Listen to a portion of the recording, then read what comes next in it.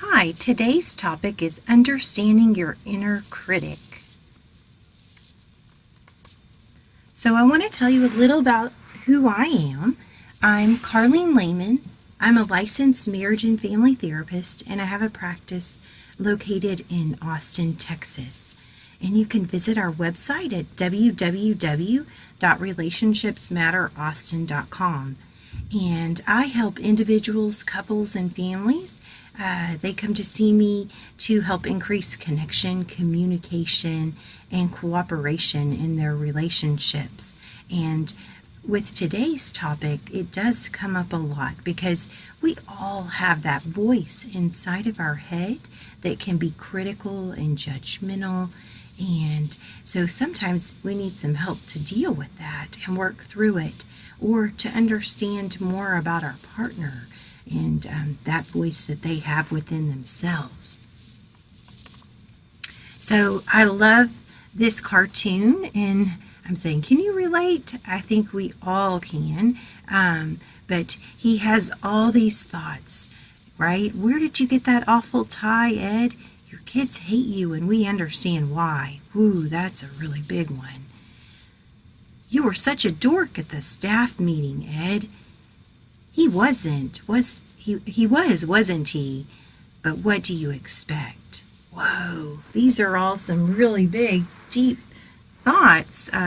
Very critical, right? Blaming. And then it says Ed is shown here with a few of his long-standing critics. I know I can definitely relate. There have been times in my life that was more prevalent than others, right?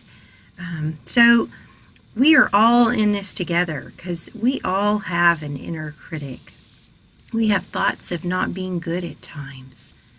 And our inner critic highlights our insecurities, and it is often the voice of shame.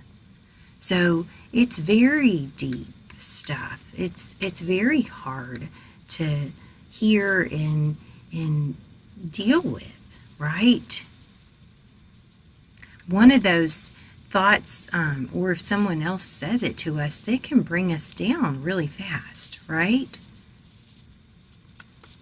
So, would you believe that our inner critic is actually trying to help us? And I know that must, right? No way, that's not true. There's no way that thing can help us, that part of ourselves. Well, it is. It's actually a protective part of ourselves, and it is judging us in order to try to win approval from others or as protection from pain. So here's more about that. So that part of us, that inner critic, it thinks that if it can get us to be a certain way, right? So whatever messaging we got growing up from other people or from our culture, right? Just from TV and the media, that if we're perfect, if we're successful, if we're cautious, if we're nice, if we're slim, if we're outgoing, if we're intellectual, if we're macho, right? If we use a certain hair product, all those products they're trying to sell us out there, that then we won't be shamed or rejected. And we might actually get approval from the people who are important to us. So that's a big piece, that it's trying to protect us from being shamed or rejected. That part of us wants us to fit in so that we don't get hurt. And so we might get approval from those people that are closest to us, the most important to us. And the sad part is that it also attacks us at times if we violate those norms. So sadly, the attacking actually backfires and causes us more suffering. And that's where that picture over there, that person is in a state of shame, right? They're all slumped over. They're feeling like life is hopeless or the situation is hopeless. They're feeling worthless and inferior or broken. And that's what those thoughts and messages are ultimately telling us at times. That if we don't fit in, then we're not good enough. And we can work with this part of ourselves so that it actually can help us. So, some information on where this inner critic comes from. So, it's often developed earlier in our life, and it could be the critical voice of a parent or other influential person in our life. Oftentimes, there were some people in our life that basically they had those insecurities themselves, and they put it out there, and it felt very personal to us. They may have projected that part of themselves onto us at a time when we didn't have a filter. When we're younger, right? We don't have a filter. So even, elementary, middle school, even into high school, we're learning to develop a filter so that we don't take everything in so intently. But up until then, we do. We take it all in, and it hurts when someone is critical or judgmental of us. And we wonder what it is. Why? What did I do, right? Or at that time, we didn't have coping skills. So even as an adult, if we didn't have the coping skills and we find ourselves in a really overwhelming situation, and like say we have a boss who just rails on us and takes out all their frustration on us and makes, things that were their responsibility, our responsibility, when it really isn't, but that's what they make us feel like it is. And so that can become a part of our inner critic, those thoughts, those things that they've said to us. And sometimes you may think like, oh, it's like I can hear that person talking in my head. And yes, it is like that. So the important piece is that it was developed at a time when we just took it in. And so those are really voices of other people, and it really is about their stuff and not ours. And we can start to work through those because we may have developed beliefs about ourselves based on those thoughts and feelings that may not be true for us. Oftentimes they're not.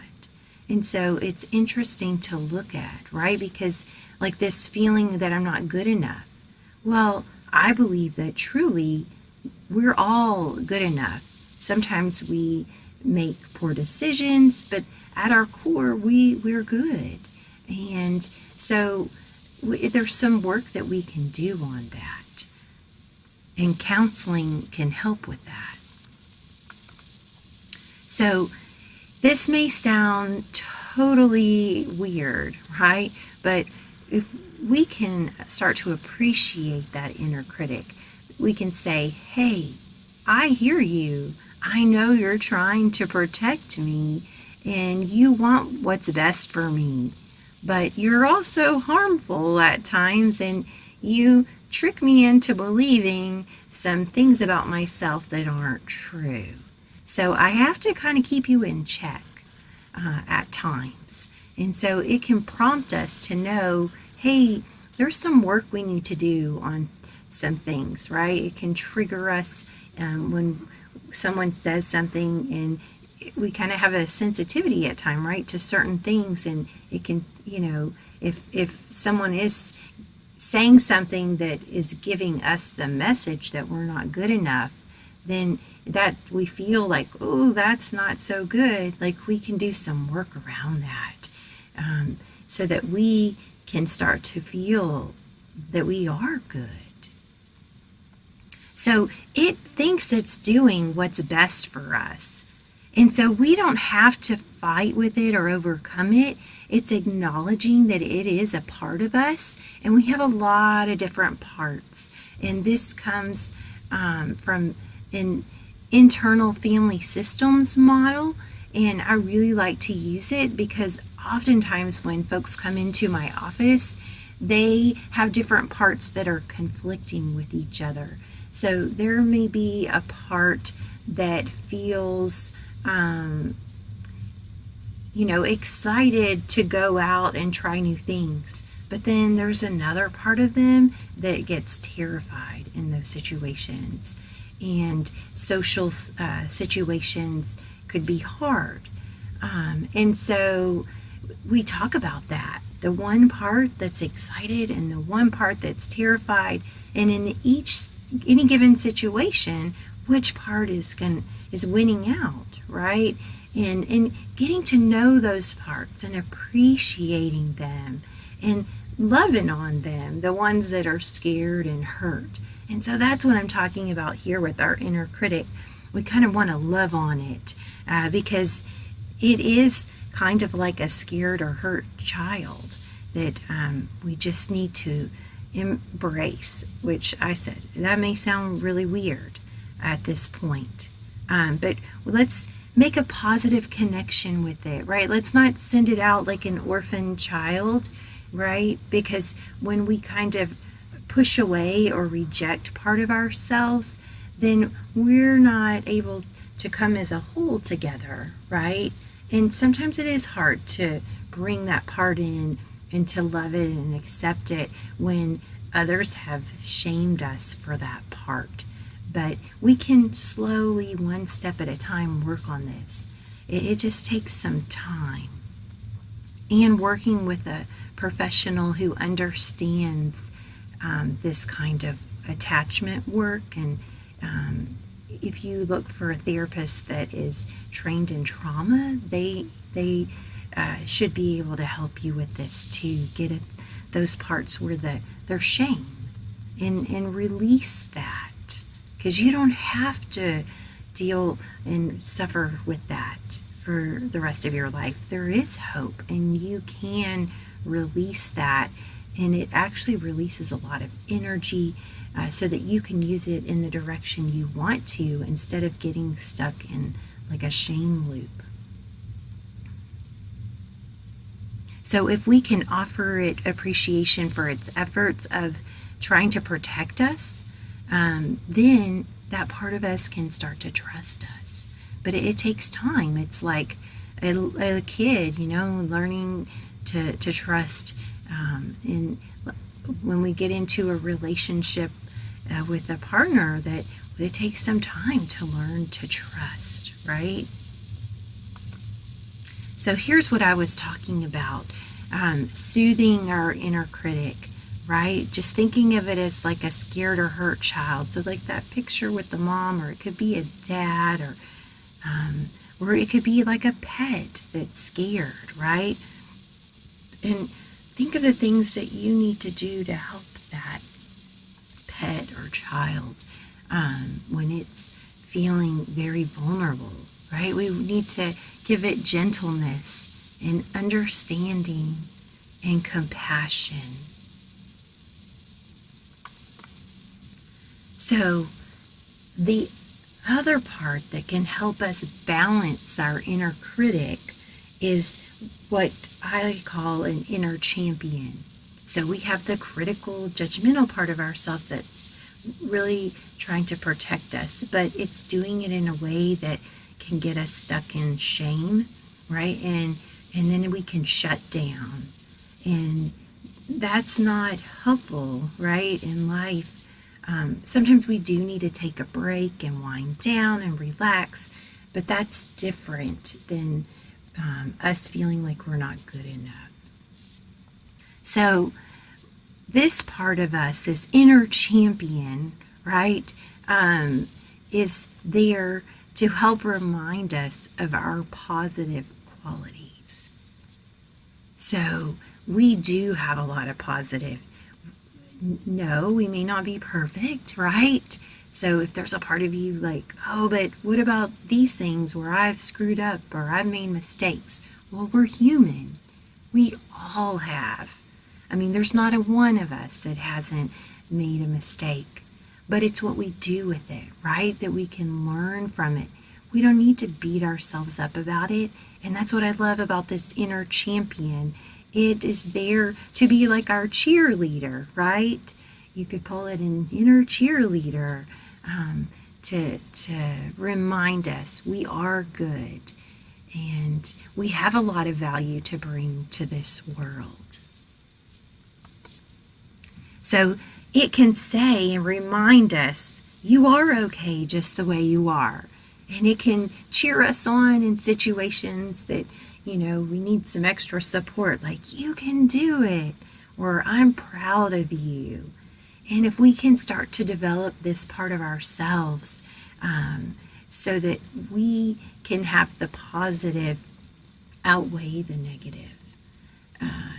They say, the research says that anytime there's a negative, that we need at least 5 positives to counterbalance it.